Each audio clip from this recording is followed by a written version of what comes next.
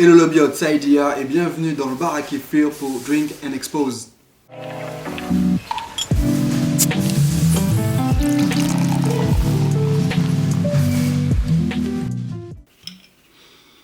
Ah, le ginger beer. Un vrai petit soleil en bouteille. Des épices. Des ginger beer quoi. Hein. Et puis vous savez, hein, quand j'aime quelque chose, j'en fais un cocktail. Petit cocktail créole, hein. Petit cocktail créole. Non, c'est flou. Non, c'est flou. Non, ça sent la manipulation. Non, c'est dégueulasse. Allez, hop, ça dégage. On prend un autre. Cocktail caribéen. Ça, c'est clair. Ça, c'est bon. Ça sent les épices. Ça sent la culture. On est d'accord, c'est exactement le même cocktail, mais vous l'aurez compris, aujourd'hui, on va parler créolité. Hop, et gobet. Pas la peine de lancer un deuxième générique, on va aller direct dans le vif du sujet. Et on verra pour la recette après. Non mais ça va pas, hein. C'est quoi cette génération fast-food? Vous avez qu'à attendre, c'est tout. Bon, allez. Alors, certains le savent déjà, mais je viens des Petites Antilles, un chapelet d'îles en dessous des Grandes Antilles, qui quant à elle est composée notamment d'Haïti et de Cuba. Bref, toute ma vie on m'a parlé du sable blanc, du cocotier et du soleil, avec cette même rengaine de la compagnie créole et de Francky Vincent. Alors à l'époque ça me saoulait de ouf en soirée quand j'entendais Ça vient de chez toi ça, non?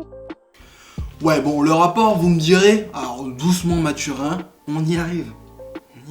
Déjà, j'ai toujours cru que la compagnie créole était un groupe de métropolitains. Mais en fait, non. Ils étaient bien tous antillais et afrodescendants. Car en vrai, c'est un groupe qui passait très peu dans les soirées antillaises. On passait plutôt du Jean-Michel Rotin, du Edith Lefebvre, ou à la rigueur de la Perfecta. Bref, on peut dire que la compagnie créole était un groupe antillais pour les Français continentaux. Je n'avais donc pas la même vision de ma culture que les Français continentaux. Bon, à part Francky Vincent, et j'ai fini par me dire que c'était notre Patrick Sébastien, et c'est ok. Mais à l'époque, ça me foutait les boules. Du coup, l'image qu'on voyait en métropole, c'était cette image du beau antillais qui mangeait des acras de morue. Or, étant donné que j'ai passé mon adolescence entre la France et les Antilles, notamment pour les vacances, je savais très bien que ça n'avait absolument rien à voir. Effectivement, moi je passais mes vacances dans le texte, tu vois, à écouter du dancehall sur du Naruto Weedy.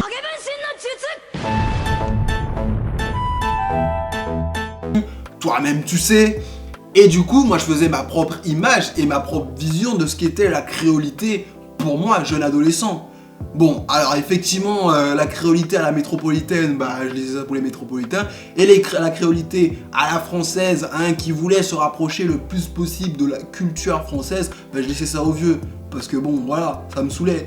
Et puis en plus, au même moment, j'ai appris que j'avais des cousins un peu partout dans l'arc antillais, donc la créolité franco-française, ça n'avait plus beaucoup de sens. Puis un jour, j'ai rejoué à Arcade, un MMO sur lequel j'étais resté un petit moment. À la sortie de la nouvelle extension, j'ai joué un Warborn, une race de méchants démons. Bref, en faisant la campagne, j'ai eu un choc. Et un second quand j'ai revu le lore pour cette vidéo. Le lore qui vient de l'anglais folklore, c'est l'histoire du monde qui entoure les personnages dans un média fictionnel. Pour la faire courte, t'incarnes un mastodonte avec des souvenirs flous qui pigent pas grand chose à ce qui lui arrive, à part qu'il a une putain de machine chelou implantée dans la nuque, et qu'il a des cauchemars genre à chaque fois qu'il dort. Ces cauchemars viendraient d'un acte que lui et toute son espèce auraient commis, mais il n'en est pas vraiment sûr. Et en plus, on lui demande de s'auto-flageller H24 pour ce que son peuple a fait au peuple qui les a recueillis. Car en effet, le peuple qu'ils ont massacré, c'est le peuple qui les a recueillis. Bon, alors, je vais pas trop vous spoiler le truc, hein, mais en vrai, j'ai senti que ces mecs-là, ils comprenaient rien à leur vie, hein. Les mecs, on leur avait bricolé une espèce de culture sur base d'auto-flagellation, d'auto-dépréciation, qui faisait qu'en fait, ils étaient en mode rédemption ultime pendant jusqu'à la fin des temps, parce que les mecs sont immortels. Donc du coup, comment vous voulez construire une identité à partir de ça compliqué, hein. D'autant qu'en plus, factuellement, ces mecs-là, ils avaient rien fait. Bon, alors, en plus, les Araliens, hein, les considéraient comme des animaux, hein, vu ce qu'ils avaient fait à leur peuple. Et la plupart des warborn hein, qui étaient là, ils disaient ouais, normal, c'est normal, on a foutu le bordel, faut qu'on assume, hein, voilà, ils étaient même contents à la limite d'être traités comme ça, rédemption éternelle, qui disait n'importe quoi. Bref, ils ont continué leur culture sur un mode expiatoire, ad vitam aeternam. Voilà, l'histoire est un peu plus compliquée que ça, je vous invite à aller jouer au jeu, il est vraiment cool. Mais du coup, ce truc de culture bricolée, ça m'a fait un peu réfléchir. Parce que le délire métissage à partir de diverses cultures, nanani, nanana, d'autant que les Warborn, vu qu'ils n'avaient aucun souvenir du passé, ils se rattachaient quand ils étaient libres, parce qu'il y en a qui devenaient libres, ils se rattachaient à quoi? À la culture aranienne, qui les rejetait. Donc ces mecs-là n'avaient aucun repère, littéralement. Et du coup, bon ben voilà, moi je me suis dit, ça se rapproche quand même vachement de ce qu'on a vécu, quoi, hein, métissage, tout ça, République française, bon. Surtout qu'en même temps, bah, je me référais beaucoup plus à ma région de naissance, c'est-à-dire les Caraïbes, que vraiment aux Antilles, qui pour moi représentaient très mal. Parce que ce qu'il faut savoir, c'est que quand on parle d'Antillais, on parle d'Antillais francophones. Déjà, il y a les grandes Antilles, les petites Antilles, mais quand on parle d'Antillais, on parle des Antilles francophones, donc des deux petites îles qui sont dans les petites Antilles. Du coup, c'était pas du tout ma vision de ce qu'était un Antillais, encore moins un Caribéen. Bref, en parlant d'Antillais, ça me donne soif.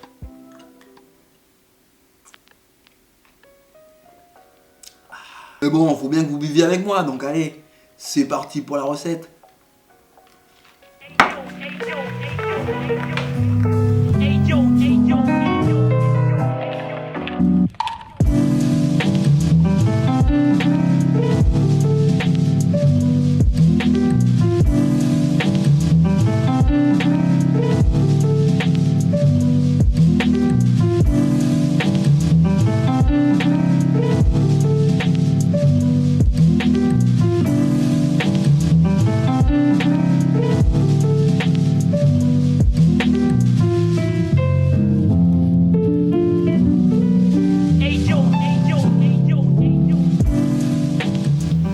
Bon, pendant que je préparais la recette, je me suis penché un peu sur les cas de la créolité.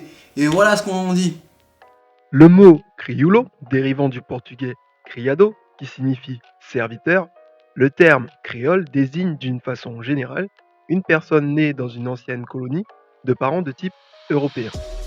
Est créole celui qui pratique les us et coutumes du colon. Il s'applique à une personne d'ascendance européenne. D'après Robert Chaudenson, un spécialiste réunionnais, il existe deux grands types de créoles de par le monde, le terme ayant ça et là deux acceptations différentes. Dans les territoires où la cohabitation de populations d'origine différentes a plus ou moins échoué, est créole celui qui répond à des critères ethniques bien spécifiques, généralement du fait de sa naissance. Ainsi, dans les Antilles françaises ou à Maurice, on appelle créoles les personnes issues d'un groupe bien précis qui, dès lors, s'opposent aux autres. Dans les territoires où la cohabitation de populations d'origine différentes a plus ou moins réussi, est créole toute personne originaire du territoire qui ne correspond pas forcément aux critères qui pourraient le faire entrer à coup sûr au sein des groupes plus précis, notamment du fait du métissage. On y est donc créole par défaut. Selon les dictionnaires de langue française Larousse et Robert, est créole une personne d'ascendance européenne ou le plus souvent métissée, née sous les tropiques de parents venus d'Europe et qui s'y sont installés, par opposition aux non-blancs d'une part, mais aussi par opposition aux français, espagnols, portugais, récemment arrivés d'Europe ou simplement de passage sur une île tropicale. En tout cas, ce qu'on sait, c'est qu'un créole, c'est un humain qui est né sur les colonies et qui adopte le style colonial. Un humain, un citoyen, voilà. Parce que, bon, on le sait déjà, les esclaves n'étaient pas considérés comme des humains, mais plutôt comme des marchandises. Mais comme les marchandises et les animaux étaient aussi considérés comme des créoles s'ils naissaient sur la colonie, donc bon. Donc du coup, en fait, c'était quoi? C'était que les colons eux-mêmes se disaient créoles à la base, et un jour, ils ont décidé de se dire « Ah non, nous, on est français, hein. Non, nous, on est français. Les créoles, c'est les autres, là, ouais. Colombo, tout ça, c'est pas nous, c'est les autres. » Le créole est donc passé d'une culture émancipatrice, comme c'était le cas dans les autres colonies, à une culture des métis, voire même des sauvages qui étaient les esclaves. Ce qui s'est passé, c'est qu'en fait, on s'est retrouvé à récupérer un truc qui a été jeté par les premiers possesseurs, hein, tout simplement, les colons, ouais, parce qu'ils ont complètement rejeté la créolité. D'ailleurs, la langue créole était, jusqu'au XVIIe siècle, parlée par tout le monde. Tout le monde. Et oui, parce que les mecs, en fait, fallait bien qu'ils puissent discuter entre eux. Les esclaves, même s'ils étaient considérés comme des choses, hein, voilà, très clairement. Fallait bien discuter avec eux, et puis il y avait ces esclaves intelligents et tout ça. Donc le créole était indispensable pour parler dans toute la colonie. Mais au XVIIe siècle, les colons ont relié le créole pour le français, étant donné qu'ils avaient, surtout en Martinique, qu'ils avaient, voilà, cet échange assez intense avec la France. Ensuite, qui a été passé aux mulâtres, hein, qui, voilà, ont récupéré ça. Puis finalement, quand ils s'élevaient socialement, ont délaissé la langue, on va dire, maternelle, hein, parce que bah, ouais, les mulâtres, la plupart du temps, ils naissaient de mère noire. Voilà. Qui ont ensuite laissé ça aux hommes libres, qui eux-mêmes ont laissé ça aux nouveaux esclaves de nouveaux libres. Oui, parce qu'il y avait une rivalité entre les hommes libres et les esclaves. Ouais, on va pas... Ok. Donc la culture créole est une culture qui a été délaissée par ses premiers possesseurs et qui a petit à petit été délaissée par tous ceux qui l'ont pratiquée. C'est une culture métisse qui a été abandonnée. Même s'il est clair que dans les colonies, encore aujourd'hui, la culture qui y est une culture à part entière, hein, une culture métisse, bien que la théorie pluricontinentale reste encore à prouver pour la majeure partie des habitants, reste une culture qui a été, voilà, bricolée. Mais au final, comme la plupart des cultures, quid des conquêtes romaines qui ont créé ce métissage ethnique et de culture qui sont à l'origine des empires moyenâgeux d'Europe? Évidemment qu'à la base, ce n'était que des cultures bricolées de briques et de broc qui ont fini par se créer une mythologie propre. Mais à la base, ce n'était que des cultures métisses. Mais ce n'est pas la culture qui est remise aujourd'hui en question, mais plutôt le mot créole, qui stigmatise et cristallise la plupart des problématiques. En effet, aujourd'hui, on a l'impression que la culture créole, bien que continuellement renouvelée, reste dans un état un peu végétatif. C'est peut-être tout simplement dû à ses premiers possesseurs qui l'ont abandonné, créant ainsi une rupture culturelle qui a eu du mal à être repris par des esclaves qui étaient en état de choc et qui étaient obligés de reprendre la culture de l'oppresseur en lieu et place de leur ancienne culture. En effet, la population africaine largement majoritaire sur les colonies Antilles-Caraïbes ont laissé un impact énorme sur la culture quotidienne de la plupart des gens des îles. Même si la plupart venaient d'origines de cultures africaines différentes, les afrodescendants ont réussi à créer une culture propre, claire, mais qui a du mal à se fusionner avec cette culture créole. Et c'est bien là la problématique. Le créole. La fusion culturelle entre ces deux a beaucoup de mal à s'opérer étant donné que le premier oppresseur et le deuxième esclave entretiennent une espèce d'amour-haine très compliqué, tout en ayant une totale oubli, comme les Warborn, de leur passé, hein, sous en plus couvert de différentes cultures qui se sont ajoutées par la suite et qui du coup rendent ça très flou. Il n'y a qu'à voir le cas du quadrille qui est en fait une représentation des danses de salon européennes mais à la façon créole. Pour finir avec cette petite partie sur la définition du créole, il ne faut pas confondre créole et créolie. En effet, le premier est la définition d'une culture, alors que le deuxième est un mouvement de redéfinition identitaire par la culture mené par les Réunionnais. Dans le premier, on est dans un état de fait, dans le deuxième, on est dans une dynamique de redéfinition. Nous sommes donc dans l'action et la recherche. Et c'est pour ça que je suis pas pour le mot créole au final. C'est complètement passif comme truc. Alors oui, je suis pour la définition du mot créole pour la langue. La langue reste le créole, faut arrêter. Et c'est une langue, le créole, qu'on soit très clair. Une langue, c'est politique. Le jour où on aura défini que le créole est une langue, ce sera une langue. Voilà, c'est tout. Je vous laisse en commentaire des sources pour vous expliquer un petit peu ce qu'est une langue et ce qui n'est pas une langue. Bref, le créole, ok, très bien, fine, c'est une langue. Mais par contre, le créole comme culture, je suis désolé, elle a perdu toute substance pour le caribéen que je suis. En plus, au niveau des enjeux régionaux et d'autodétermination qui guettent notre archipel, je suis absolument pas pour utiliser des mots qui ont servi à définir négativement le je et le nous. Même si à l'origine, il n'y avait pas cette substance ethnique à l'intérieur du mot créole et à l'intérieur de d'autres mots, au bout d'un moment, ils ont été là, ok? Et tous ces mots qui nous définissent négativement, je suis pour qu'on les utilise tout simplement plus. Moi, je me projette beaucoup plus quand je parle de caribéen. Je vois toutes ces îles qui me restent encore à explorer, toutes ces cultures qui sont proches et en même temps éloignées. Je vois tous ces événements, toutes ces choses qu'ils arrivent à créer, qu'on arrive à créer tous ensemble. Non, moi je suis désolé, caribéen, je me projette plus facilement. D'autant que quand j'entends Caraïbes, moi ce que je vois, c'est un archipel stratégique prometteur. Ok, c'est ça que je vois moi. Par contre, quand j'entends créole, j'entends la compagnie créole, que des gens m'accolent dans des soirées, alors qu'en fait, ils pensent connaître une culture qu'ils ne connaissent absolument pas, hein, et que nous-mêmes ne nous représentent pas. Moi, quand j'entends créole, j'entends un peu truc de bof. Oui, j'ose le dire, j'entends un peu truc de bof. Alors bon, je taquine, évidemment, aujourd'hui j'ai beaucoup moins honte. Sachant que bon, la compagnie créole, comme j'ai dit, c'est pas un truc qui était trop chez nous. Évidemment, je remercie tous les aînés qui ont lutté pour cette culture, qui ont lutté pour pouvoir mettre au devant de la scène nos régions qui sont minuscules au niveau du globe. Mais on est vraiment tout petit, mais on a un rayonnement international énorme. Et c'est vrai que les aînés qui ont promu le créole comme culture, ils ont fait le taf. Mais aujourd'hui, comme toutes les cultures, il faut que les mots qui composent notre culture mutent et qu'elles mutent avec eux. Quand j'entends maison style colonial, que je vois les chapeaux coloniaux fermement mis en décoration dans les maisons, et que l'art que nous avons développé ne se repère qu'à la colonisation, j'ai beaucoup de mal à m'y accrocher. On nous servir de la magie des mots pour nous buffer. Oups, nous faire avancer. Alors oui, je désignerai pas ma culture comme créole, mais comme caribéen.